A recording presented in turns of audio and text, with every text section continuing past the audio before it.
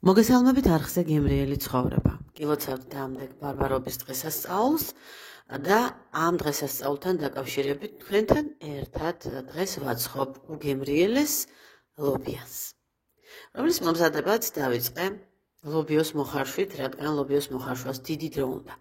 ღამე ჩავალბე, წყალი გადავწურე, ერთხელ წამოვადუღე, კვლავ გადავწურე და დავასხი წყალი დავდგი დაბალ ცეცხლზე და ახლა უკვე ხარშავ ყველანაირი გადაწურვის გარეშე.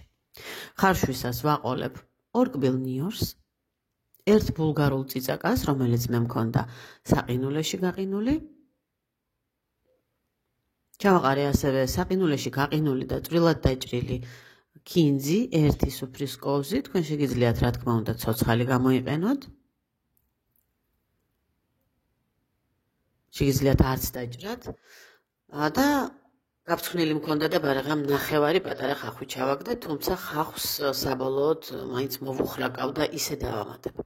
ახლა კი მოვზილოთ ცომი. ცომისთვის ჯამში 160 მილილიტრი რძე ჩავასხი, თბილი და არავითარ შემთხვევაში ცხელი, ნახევარი ჩაის კოვზი მარილი, ერთი ჩაის კოვზი მშრალი საფუარი და ერთი სუფრის კოვზი შაქარი ჩავაყარე. ჩავამატე ასევე ერთი საშუალო კვერცხი, კარგია თუ კვერცხიც ოთახის ტემპერატურის იქნება და ჩანგლით ეს ყველაფერი გადავაერთიანე. რძე აუცილებლად უნდა იყოს თბილი და არა ცხელი, რომ საფუარი არ მოიხარშოს. ასევე დავამატე 60 გრამი გამდნარი და აუცილებლად შეგრილებული კარაქი. შეგვიძლია ასევე გამოვიყენოთ მარგარინიც. და ახლა უკვე პატარა პორციებით ვიწყებ ფქვილის შეყვანას. ყველაფერს ვაკეთებ ჩანგლით. ბოლოს კი ყველაფერს გადავზელ ერთხელ ხელით და ცომიც მზად არის. ფქვილი დაგჭირდა პლუს მინუს 350 გრამი. გააჩნია როგორი ფქვილი გაქვთ, რამხელა კვერცხი და როგორი ცხიმიანობის არის კარაქი. ზეთმოსმულ ჯამზე კარგად ამოვსვარე ზეთში ჩვენი ცომის გუნდა, გადავიტანე, დავაფარე და დაველოდე სითბოში, სანამ დაახლოებით 2.5-3 არ გაიზრდებოდა. საფუარი ბევრი აქვს ცომს, შესაბამისად საკმაოდ სწრაფად ესე 40 წუთში ამოდის. ამასობაში ერთი დიდი ხახვი სახეხზე გავხეხე, ზეთში მოვხრაკე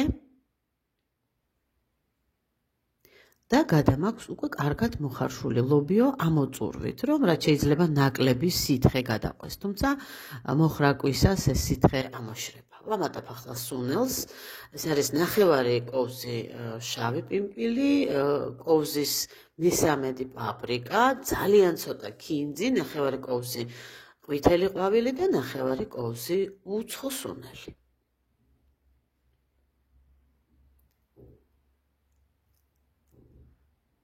სითხე ამოშრა, დავამატე მარილი და კარტოფილის საჭყლებით ვჭყლეთ. გაჭყლეთის შემდეგ აუცილებლად გასინჯეთ მარილი, რადგან როცა იჭყლიტება, ლებნების კდება, შიგნიდან გამოდის ესე ერთგვარი პიურე, ლობიოს პიურე და შეიძლება მარილი დაგაკლდეთ. ამიტომ გასინჯეთ გაჭყლეთის შემდეგ და დაამატეთ თუ გჭირდებათ. ავიღე დაახლოებით მუჭის ხელა გუნდა.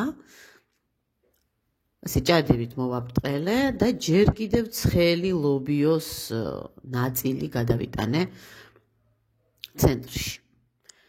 ცხელი კარგია იმით, რომ ფორმირება იოლია, ანუ იოლად გამოიძერწება, არ არის გაქვავებულ გაშეშებული და ცომს არ მიხევს, თუმცა ეს ცხელი ამგვარ ცომს, ცხიმიან ცომს აათხელებს, არბილებს და თქვენ თავად ნახავთ, რომ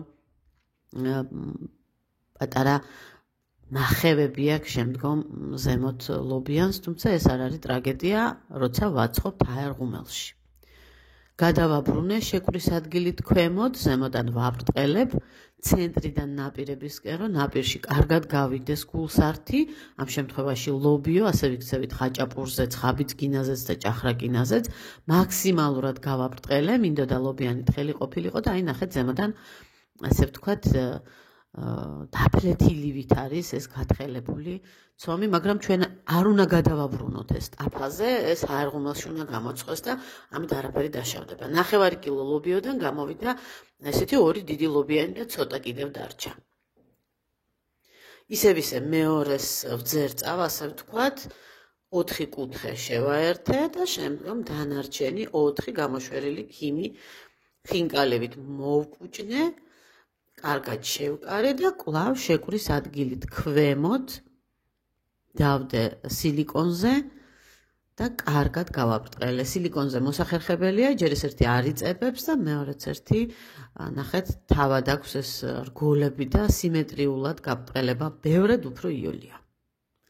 ორივე ერთად შევსვი ჰაერღუმელში 150 გრადუსზე გავახურე და შემდგომ 220 გრადუსამდე აუწიე, როცა შევდე გამოსაცხობად და დაახლოებით 20 წუთი დასჭირდა, თუმცა ყველა საერღუმელი ინდივიდუალურია.